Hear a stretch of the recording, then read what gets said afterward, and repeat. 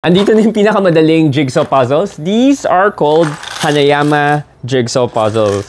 So, sobrang dali nito. Kaya ko siyang buuin kahit hindi ako nakatingin. Okay na ba, Michelle? Ay, hindi pa raw. Every piece is made of acrylic and it comes with different colors na ipapakita namin sa inyo. Okay na daw? Okay na daw. Ngayon, para makita mo na ako yung bumuo kahit hindi ako nakatingin, ito yung final piece at ikakabit na natin siya dito sa gitna. Ayan. It comes in for varieties and different difficulty. The first one is this, level 4, Jigsaw 28. Ibig sabihin, 28 pieces siya. And odd shape yung mga pieces niya. Ayan yun.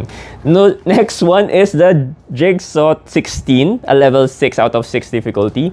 At ang kakaiba kasi dito, iba-iba yung paglalagyan mo ng butas, di ba? And we also have the Jigsaw 29. This is the level 6 out of 6 difficulty.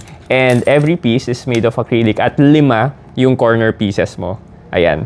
And finally, we also have the Jigsaw 19, a level 5 out of 6 difficulty. At ito yung binuo natin nang hindi ako nakatingin. Ngayon, kung mahinang nilalang ka, di tulad ko, kailangan mo ng solution, meron siyang kasamang answer sheet or solution sheet kung saan pinapakita kung paano buuin yung jigsaw puzzle na to. Okay? Yun lang.